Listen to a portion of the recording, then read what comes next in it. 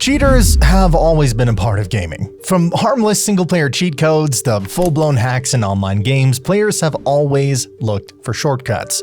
But in Clash Royale, cheats didn't just change the game, they ruined it. I dug through sketchy websites, old forums, and years of updates, as I always do, to uncover Clash Royale's darkest history of cheating, from broken exploits to leaderboard scams to players literally hacking their way inside of matches.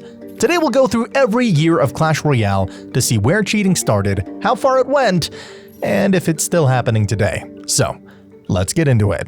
When Clash Royale was still in the oven getting baked to perfection back in 2016, there weren't many people cheating in the game because it just wasn't that popular. But once the game exploded after its global launch in March, it started getting more and more traction. Naturally, when a game becomes popular, people want to beat everyone and become the best, so they tend to cheat. And the first ever cheaters in Clash Royale often used exploits and bugs to their advantage. And with the game being new, it was prone for a lot of mistakes in the code. There were much simpler glitches like range bugs, allowing troops to have much more range than they were supposed to, but there were also game-breaking glitches that allowed you to play expensive cards for cheaper elixir. So there was this wild old glitch back in 2016 where you could place a full golem for just 3 elixir. It was, as you might expect, completely broken. You needed 3 cards in your hand: the golem, the mirror, and the 1 elixir skeletons. So here's how it worked. First, you'd place your regular skeletons that made your mirror show a copy of skeletons for 3 elixir. Then came the trick. Instead of placing those mirrored skeletons, you'd press and hold both the golem card and the mirrored skeleton at the same time. You would drag them over the arena and release the golem first. Somehow, this forced the mirror to copy the golem instead of the skeletons, but it kept the skeletons' cheap cost, so you'd get an 8 elixir golem for just 3 elixir. It was absolutely insane while it lasted, and I think it's a bug a lot of OG players have encountered on their way in 2016. There was also a bug that messed with the witch's pathfinding. If you placed her in the corner of the arena and then placed a building in front of her, she would just get stuck and she'd continue spawning skeletons until she was either killed or, the match ended. There was also another insane glitch in 2016 which allowed players to place down their Inferno towers on the enemy arena towers. You needed the elixir pump, mirror, a bunch of cheap cycle cards like skeletons, zap goblins, or spear goblins, and most importantly, a defensive building. The best one for this was the Inferno Tower. The goal wasn't to win, it was to flood your entire side of the arena with as many buildings as possible before double elixir hit. You just kept spamming elixir pumps and mirroring them, building up a massive economy. Once you entered double elixir, you would go crazy. You did this until you only had 1 spot left. When you only had 1 spot left, you dropped your Inferno Tower, then you immediately mirrored it. Since there was literally no space left on your side, the game freaked out and did something wild.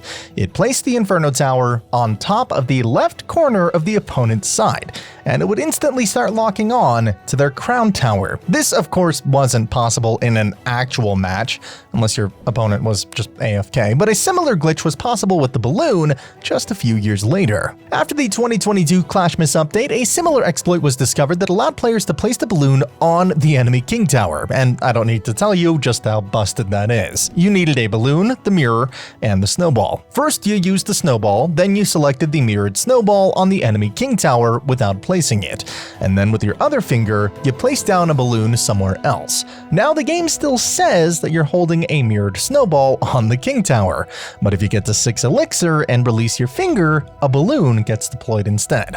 Use rage or freeze and boom. The win is in your bag. This was patched very quickly after discovery, and thank God it was.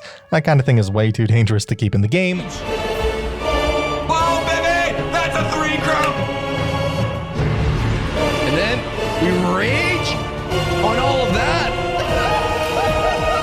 Not all exploits were dangerous though. There was one hack created by Russian players that allowed you to add anyone in your friends list, such as top players, YouTubers, etc.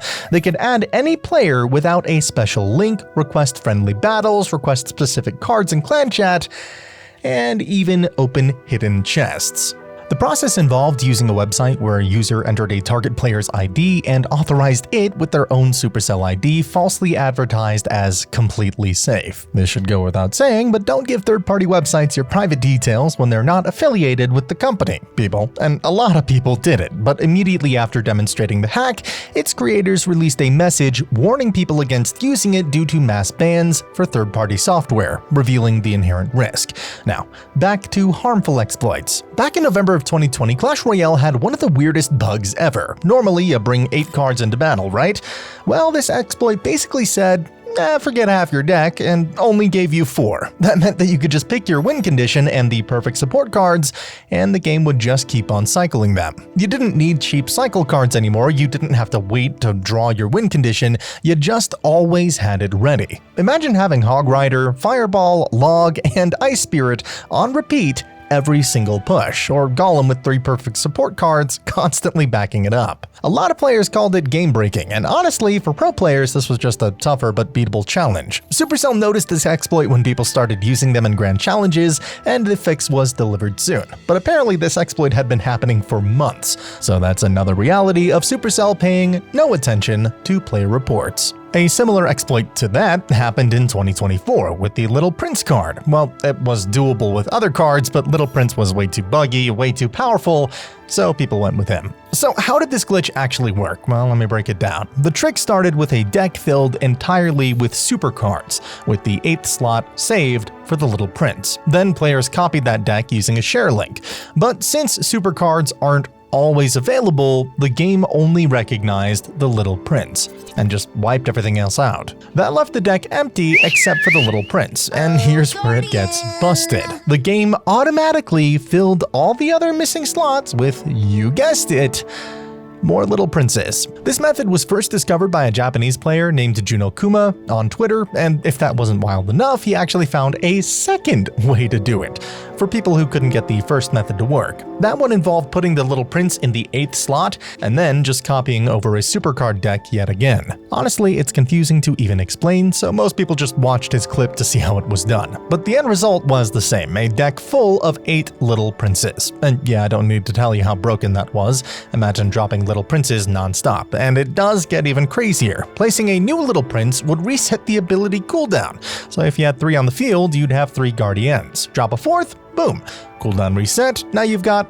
4 Guardians, on top of the 3 you already had. It was absolute madness. The glitch spread fast, and the worst part was that people started using it in the global tournament. At that point, it wasn't just a funny bug, it was straight up cheating. Since cheating in a tournament could lead to bans or account suspensions, a lot of top players didn't even dare try it.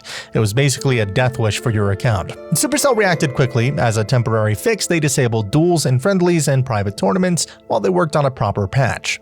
But during that time, cheaters were absolutely steamrolling global tournament matches. Of course, Supercell wasn't about to let them walk away with those rewards. Players who abused the glitch were disqualified, their accounts suspended, and their rewards stripped. The community had all kinds of suggestions on how to handle it. Some wanted cheaters banned permanently, others wanted compensation for the players who lost unfairly. In the end, Supercell took the fairest approach. They reset the global tournament. On July 9th, the glitch was officially patched, and from July 13th to 17th, the tournament was rerun with the same rules and rewards. So yeah, for a short window of time, the Clash Royale arena was completely overrun with armies of Little Princes, but Supercell made sure it didn't last. Around this time, there was actually another exploit with the super cards themselves. You could play them in regular Clash Royale matches. There was an interesting and unexpected exploit that existed in the game in December of 2023 where 2 players, Akaza and Pedro, used it to win the season. Basically, what happened was Akaza and Pedro were having a last battle for the #1 spot at the end of the season, and Akaza lost. Pedro was supposed to get the #1 spot, but Akaza knew this one glitch. The glitch was simple. You just needed to quickly exit the game after you lost, and after relogging back in, you didn't lose your trophy count. It stayed the same, and so Akaza won the season by cheating. But then shortly after, it was revealed that Pedro himself used the exact same exploit, but on his second account where he placed top 6 instead of top 10. It was pretty funny to see the 2 players using the exact same exploit to try to maintain their spot on the leaderboard, but a lot of people were pretty upset and angry when hearing this, and Supercell it did pretty much nothing. There was a bug accidentally discovered by many people with the evolved knight. So, you know how evolutions work. You have to cycle your card until you get its evolution, that's how it is intended to work. Evolution card state is actually handled client-side instead of server-side like most things, so you can manipulate it with an emulator. You could also do it with a rooted device, but emulator is a lot easier. This is not a bug and is cheating/manipulation of the game's local data, so you will get banned for sure if reported for it. But this bug wasn't done intentionally. According to a guy who used it once, he said that it happened after he reinstalled his game. Anytime he placed down a knight, an Evo knight would spawn instead of the regular knight, and the evolution cycle just didn't work at all. This was kind of serious because, Evo knight? My god, he was busted and too overpowered when he came out. This was obviously patched very quickly. Not long after the Little Prince was released, players stumbled onto yet another bug, this time involving the clone spell. Yup, Supercell made another little oopsie. If you timed it just right and activated the Little Prince's ability while cloning him, you could end up summoning not one, but 2 full HP guardians from a single Little Prince.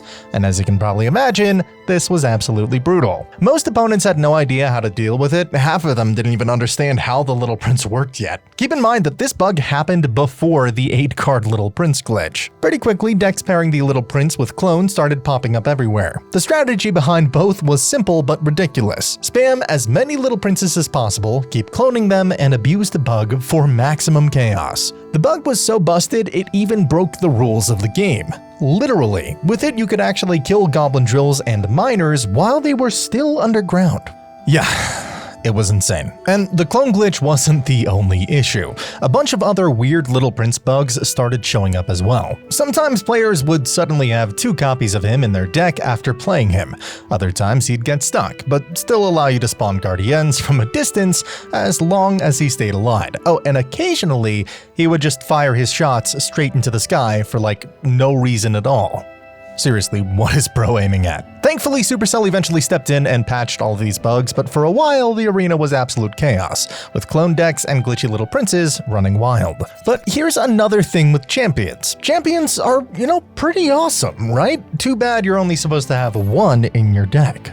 Or so we thought. You could have more. What? Somehow, one player managed to cram 4 champions into one single deck. Actually, scratch that, make it 6. 6 frickin' champions. This bizarre glitch only worked in classic challenges, from what it seems. Just picture it. You're trying to farm some points in a challenge, and then suddenly, the enemy drops a Little Prince, Golden Knight, and Skeleton King, while all you've got are 1 Elixir Skellies and a couple of spells. Absolute chaos. Hilarious, but totally unfair. Luckily, Supercell caught on and patched it after it was discovered. Thank goodness. Can you imagine having to deal with 6 champions every match?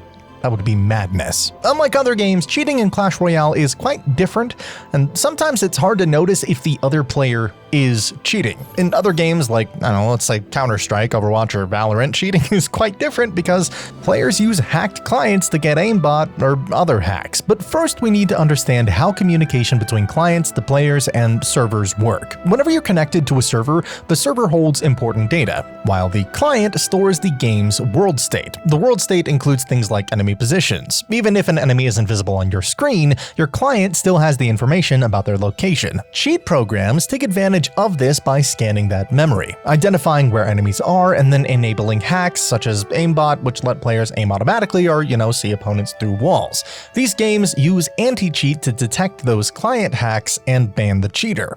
The same thing kind of doesn't exist in Clash Royale. The servers sometimes can detect cheats and block them so the user can't use them anymore in a match.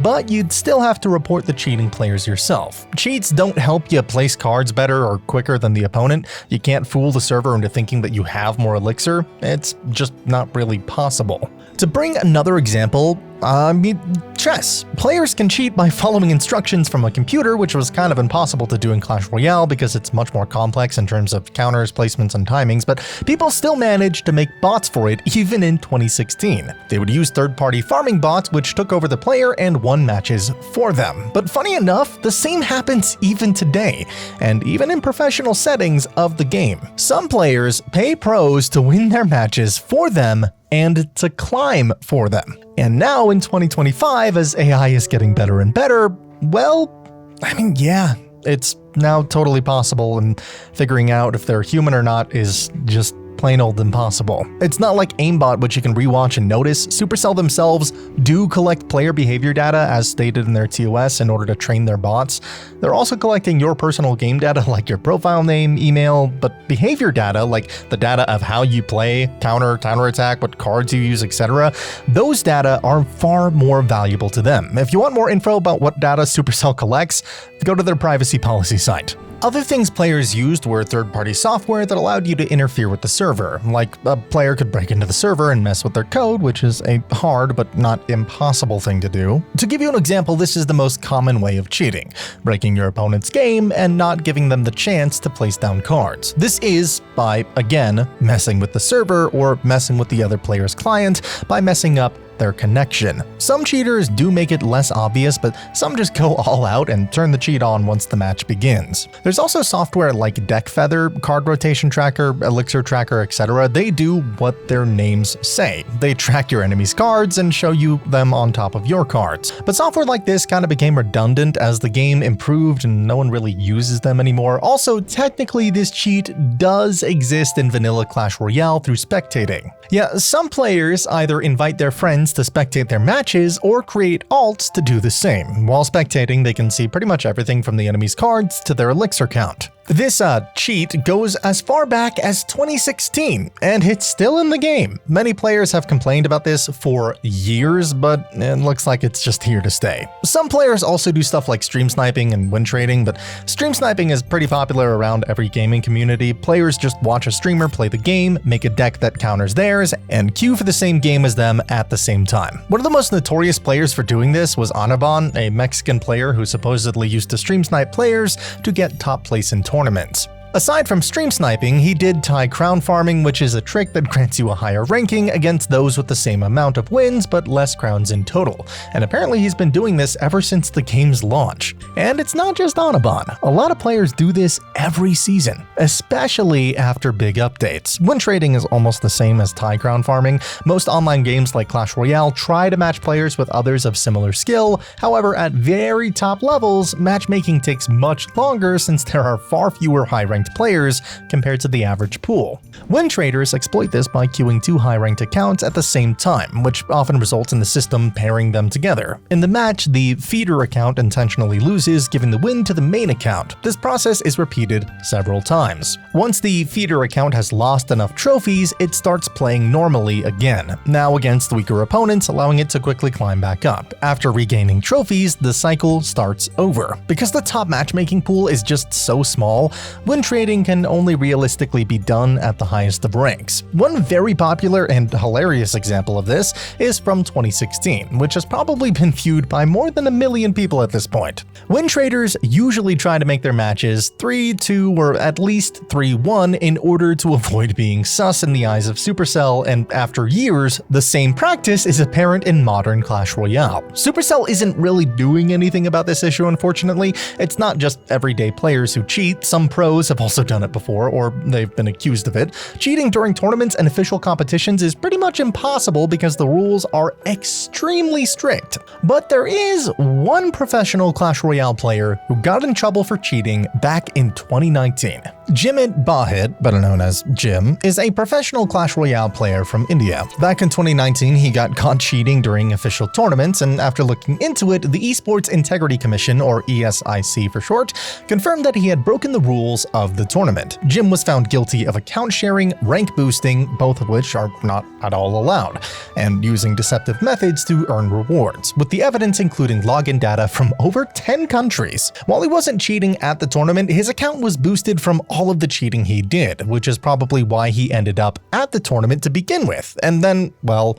got caught. As a result, he was banned from all official Clash Royale competitions for 12 months, meaning he couldn't join any tournaments or compete professionally for an entire year. Aside from third-party tools and exploits like the ones we have mentioned above, players also used modded APKs. Now this is very 2016, so get ready to experience some nostalgia. If you have ever used an Android device, you've probably installed an APK before. APK is short for Android Package Kit. Basically, the file format Android uses to distribute and install apps. It's like a box that contains all the pieces an app needs to run: the code, the images, the sound, the resources, everything neatly packed together. Now, normally when you download an app from the Google Play Store, your phone is quietly downloading the official APK in the background and installing it for you.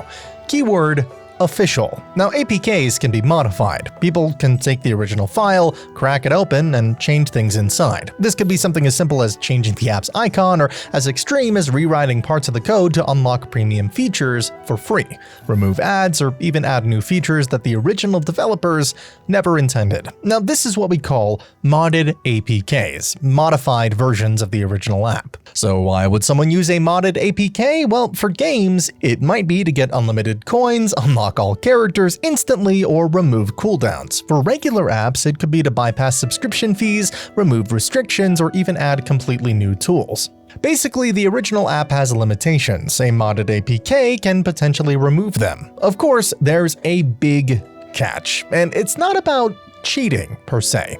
Modded APKs are unofficial and unverified, which means you're downloading something from outside the Play Store. This comes with major risks, meaning spyware, malware, unstable performance, or even getting banned from online games if you're caught using one. Such practice is also possible on iOS through third-party apps, but it's a lot harder to do. Modded Clash Royale APKs promise certain features such as unlimited coins, unlimited gems, unlocked cards, mega mod menus, aka scripts, free purchases, damage boosts, god mode, autoplay, exploits, and the list does go on. So alright, let's talk about these super famous gem and gold generators. You know the ones, we've all seen them popping up everywhere, and honestly, some of us might have even given them a shot thinking, hey, maybe this one's actually real. So how did these scam sites work? Basically, you'd show up and the site would promise you crazy amounts of gold and gems, like up to 1 million or even more, depending on how generous they were feeling that day. You'd type in your username, pick whether you were on Android or iOS, which didn't really matter, but it made the whole thing feel weirdly legit. Then you'd hit enter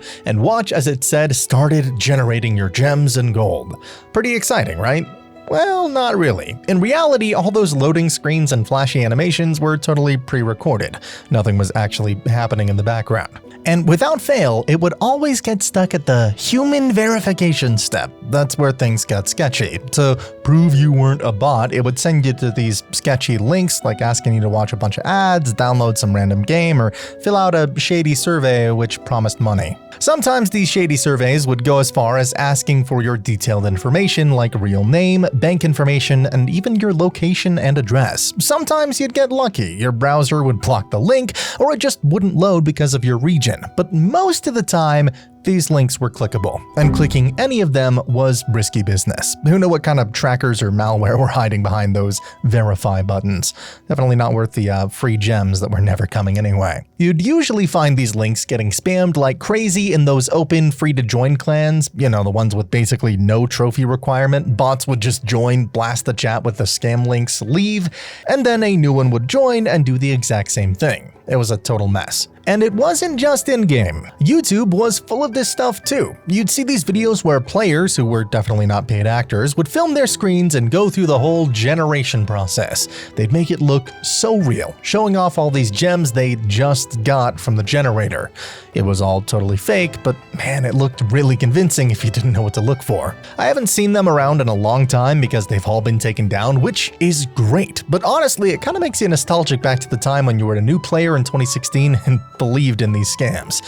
But if you think the game is safe from exploits and hackers, you'd be wrong, because cheaters will always find a way to break the game in their favor. Top players are the ones who actually called attention to it. They were getting matched against hackers who'd crash their game the moment the match started, making it impossible to even play. You just got stuck loading, and by the time you rebooted the app, you've taken an L. It's not just happening to a few people either. The method behind this exploit was actually leaked, so a ton of players started doing it. Even crazier, some of these hackers were sitting at the very top of the 2v2 leaderboard, like #1 and #2 globally, without being banned. There are hackers in Clash Royale, and I've been playing against them for the last 3 hours. I pushed up from unranked to 280 in the world in 2v2, and these people kick me out of matches, and pretty much everyone out of matches. There's a lot of them right now, before you even get a chance to place cards. At the very start of the match, you see 97, and then it just crashes before it loads into 100. You climb back into the game, and you're like, yeah, let's see if it runs, just crashes again. And it crashes until they 3-crown you, and then after the 3-crown happens, when you're not playing against them anymore, it lets you back into the game. When this first started happening again, it was especially frustrating since the 2v2 season was about to end, meaning real players who grinded fair and square could get pushed out. At first glance, people thought it might have something to do with certain characters and usernames, but it turns out the real issue was a bug tied to clan actions. So here's how it worked. If you were playing a 2v2 with a clanmate and someone in your clan kicked both of you during the match, then if you pressed play again, it crashed the game for your opponents. It was an intentional exploit, and it was being abused big time. The Clash Royale team tweeted that they were working on a fix and taking action against accounts using this bug. They even disabled the play again button in 2v2 to help stop it. But a lot of players were saying that the response wasn't coming fast enough, especially with the season ending so soon. What's wild is that you didn't even need high skill or maxed cards to pull this off. Some of the players doing this had under-leveled cards and low personal bests, and they were suddenly at the top of the ladder. It was obvious as day that something was up. On top of all of this, some people, including content creators, were reporting weird server disconnects that felt like more than just bad Wi-Fi. It might have been a separate issue, but it's adding to the frustration. Riley, a very popular Clash Royale player, had his CRL tournament ruined because of this bad Wi-Fi. These kinds of situations are more serious because unlike 2v2 seasonal matches, money is on the line for these tournaments. And I literally had this happen while I was streaming, and people saw this on my live stream while it was happening when I played a global tournament. And what's interesting is my computer didn't have any issue. Like, my computer and the stream were completely fine, but my iPad and phone that were connected to the game both simultaneously crashed and disconnected at the same time. Both of them were on Clash Royale, so there's no way that's a coincidence that both things were on Clash Royale, crashed and had Wi-Fi issues, but then my computer and the stream were completely fine that were off of Clash Royale, and my Wi-Fi was working fine. It was the game servers, and a lot of people have been saying this is how my internet's been for the past couple of years. A lot of the community was calling for permanent action or at least 1-month bans for those who knowingly abused this glitch. They ruined the competitive integrity of the game, and plenty of players don't want to see them get off with just a warning. They wanted Supercell to ban the people who abused the exploit and get their trophies back, which didn't really happen. The team didn't even update us about the situation. Their only response to this exploit was that they were going to fix it. And then they disabled the play again button. That's it. They would have banned people for sure though, but not everyone. Glitches like these aren't really a rare thing. They happen in pretty much every game, and honestly, they're almost inevitable, especially after a big update. And if that was all it was for Clash Royale, maybe people wouldn't be so harsh on Supercell. But here's the thing. Sometimes it feels like Supercell doesn't actually care about what goes on in the game. They don't listen to the community, they just focus on raking in money. And it shows. Sure, if there's a massive game-breaking bug that makes the game completely unplayable and gets reported by tons of players, they'll step in, they'll patch it, or at least throw out a quick temporary fix, even if it's half-baked most of the time. But when it comes to smaller exploits, stuff like pros win trading, stream sniping, or players abusing glitches to hold onto their ladder ranking, suddenly Supercell's blind. It's like they just close their eyes, pretend it's not happening, and instead push out some random update that nobody asked for. But then, oh man, when there's an exploit that actually threatens their money, that is a whole different story. Suddenly, they're on high alert, handing out bans left and right, even to players who have only tested the glitch once. A perfect example is the infamous Lucky Drop exploit from 2024. Long story short, Supercell cracked down hard, because this time, the exploit hit their wallet. And that's really the bottom line here. Supercell isn't the same as it used to be, just like a lot of big companies. I'm looking at you, Nintendo. Their priorities have shifted and the passion feels like it's been replaced with profit. You can see it plain as day in how they handle patches, bugs, and exploits. It's not about protecting the player experience anymore. It's about protecting their revenue. However, despite all of the player complaints, they somehow are getting more players than in 2016. They just can't keep getting away with it. But you definitely can't get away with missing this. One lore fact for every evolution in Clash Royale. I'll see you there.